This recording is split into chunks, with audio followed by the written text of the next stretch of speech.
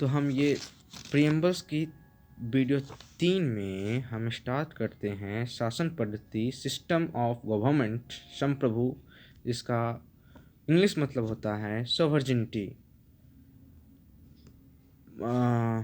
प्रस्तावना में वर्णित उपरोक्त आदर्शों को पूर्ण करने के लिए सरकार की प्रणाली का भी स्पष्ट वर्णन है। इसके अनुसार भारत में संप्रभु, समाजवादी, पंथनिरपेक्ष, लोकतांत्रिक गणराज्य शासन के मूलभूत आधार को स्वीकार किया। इससे पहले हम 2 वीडियो बनाए हैं, जो इंट्रोडक्टरी पार्ट है और कुछ आइडियल जो हम बताए हैं संप्रभु इसका नीति प्रस्तावना का, उसके वो आप पहले जाइए देखिए, फिर ये इसका 3rd पार्ट देखिएगा तो ज़्यादा समझ में आएगा। आगे बढ़ते हैं। मूलभूत आधार को स्वीकार किया। संप्रभु का अभिप्राय आंतरिक रूप में सर्वशक्तिशाली और बाह्य रूप में स्वतंत्र है। जो आंतरिक रूप है उसका सर्वशक्तिशाली है, बाह्य रूप में स्वतंत्र है। वर्ष 1947 में भारत ब्रिटिश साम्राज्य की अधीनता से मुक्त हो गया तथा स्वतंत्रता के बाद भारतीय सरकार की किसी अन्य सरकार के अधीन नहीं है। भारत सरकार के अलावा किसी और अन्य सरकार के अधीन नहीं है। समाजवादी, उसका अपना लोकतंत्र देश है भारत। समाजवादी, सोशलिस्ट, समाजवादी, पंथ निरपेक्ष एवं अखंडता शब्द 42वें संविधान संशोधन, जो 42वें कॉन्स्टिट्यूशन का अमेंडमेंट हुआ, वहाँ से समाजवादी, पंथ निरपेक्ष और अखंडता 1976 के द्वारा जोड़ दिया गया। लेकिन संविधान में समाजवाद का अर्थ स्पष्ट नहीं है। इसे स्पष्ट करते हुए वर्ष 1955 आप डेट को याद कीजिएगा और कब कैम्मा अमेंडमेंट हुआ, जो संशोधन होता रहते हैं जो संविधान में, वो बहुत इम्पोर्टेंट है competitive exam points of view के लिए। वर्ष 1955 के कांग्रेस के आवाड़ी अधिवेशन में यह कहा गया है कि समाजवाद का आशय सभी लोगों को जीवन की न्यूनतम सुविधाएं प्रदान करना, अवसर की समानता और समाज में शोषण एवं विभेदों का समाप्त करते हुए समाज के समाजवादी ढांचे का निर्माण करना। प्रधानमंत्री इंदिरा गांधी के अनुसार हमारे समाजवाद का एक अलग रूप है जो यह सोवियत संघ से भिन्न है। भारत में राष्ट्रीय, इनके अनुसार प्रधानमंत्री इंदिरा गांधी जो थी के अनुसार हमारे समाजवाद का एक अलग रूप है और यह सोवियत संघ से भिन्न है। भारत में राष्ट्रीयकरण तभी किया जाएगा जब आवश्यक होगी। केवल राष्ट्रीयकरण हमारे समाजवाद का अभिप्राय नहीं है। यह बिंदु ध्यान देने योग्य है कि संविधान सभा में प्रो के टी शाह के प्रस्तावना में समाजवाद शब्द जोड़ने का आग्रह किया था, परंतु डॉक्टर अंबेडकर ने इसे अस्वीकृति कर दिया। इसके अनुसार समाजवाद भारतीय संविधान में अंतर्निहित है, इसलिए इसे 42वें संविधान संशोधन द्वारा जोड़कर स्पष्ट बना दिया गया। पंथ निरपेक्षता, सेक्युलरिज्म। पंथ निरपेक्षता के अनुसार धर्म व्यक्ति में की निजी आस्था का विषय है।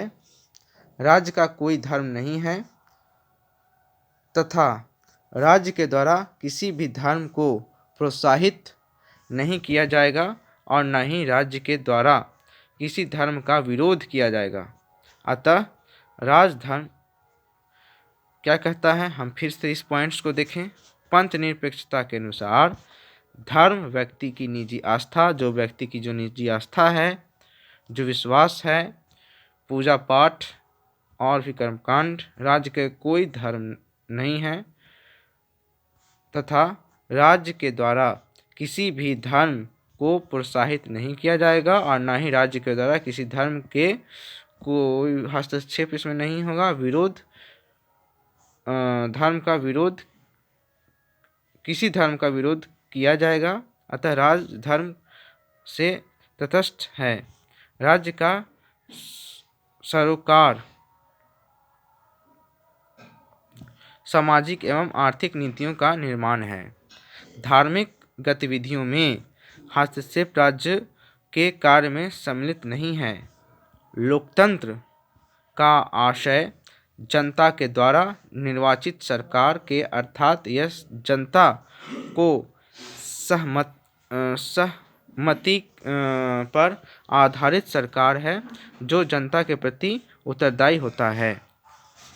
यह बिंदु अत्यधिक दिलचस्प और उल्लेखनीय है कि पंथ निरपेक्षता शब्द को भी डॉक्टर अंबेडकर ने संविधान सभा में प्रस्तावना में सम्मिलित करने से इनकार कर दिया था, क्योंकि इसके अनुसार भारतीय संविधान में पंथ निरपेक्षता अंतर्निहित है और प्रस्तावना के विचार, अभिव्यक्ति, विश्वास, आस्था और उपासना की स्वतंत्रता को पहले ही अपनाया जा चुका है। इसलिए पंथ निरपेक्षता शब्द को जोड़ने की आवश्यकता नहीं है, परंतु 42वें संविधान संशोधन द्वारा इसे भी प्रस्तावना में सम्मिलित कर लिया गया। पंथ निरपेक्षता को 42वें संविधान संशोधन में सम्मिलित कर दिया गया। पंथ निरपेक्षता शब्द भी परिभाषित नहीं है। सामान्यतः पंथ निरपेक्षता का आशय राज्य द्वारा सभी धर्मों के प्रति समानता का प्रभाव प्रदर्शित करता है। इसके अनुसार राज्य का कोई धर्म नहीं होगा, अपितु धर्म व्यक्ति विशेष का होगा। अतः भारत में धर्म और राज्य के मध्य स्पष्ट विभाजन किया गया। इससे स्पष्ट है कि भारत जैसे विविधतापूर्ण एवं बहुलता वाले देश में सभी धर्मावलंबित का महत्व समान है। गणतंत्र रिपब्लिक, इसके बारे में हम पढ़ते हैं क्या है। नकारात्मक रूप में गणतंत्र का अभिप्राय यह है कि राष्ट्र का प्रधान वंशानुगत तथा मनोनीत नहीं होगा। गणराज्य का अभिप्राय राज्य का प्रधान निर्वाचित होगा, जैसा कि भारत में राष्ट्रपति का निर्वाचन किया जाता है।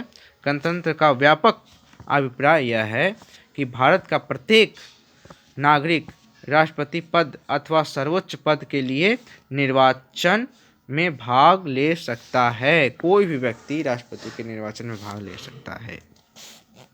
अतः गणतंत्र शब्द सभी नागरिकों की समानता का द्योतक तथा शासन में शक्ति का मूल आधार जनता में ही निहित है।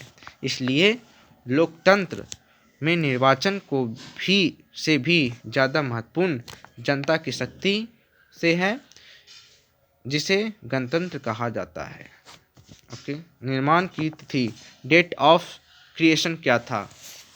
प्रस्तावना में संविधान के निर्माण की तिथि 26 नवंबर 1949 का भी उल्लेख है। प्रस्तावना के लागू होने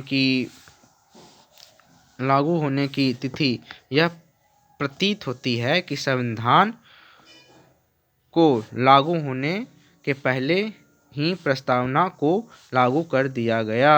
मतलब कि पहले संविधान के लागू होने से पहले प्रस्तावना को लागू कर दिया गया। प्रस्तावना, अब हम नेक्स्ट पार्ट में देखेंगे। प्रस्तावना संविधान का भाग, preamble part of the constitution. Preamble जो है पार्ट है कॉन्स्टिट्यूशन का, इसके बारे में हम डील करेंगे। तब तक आप इस चैनल को सब्सक्राइब, शेयर, लाइक ज़रूर कीजिएगा। हम आगे वीडियो जो है कॉन्स्टिट्यूशन पे लाते रहेंगे। धन्यवाद।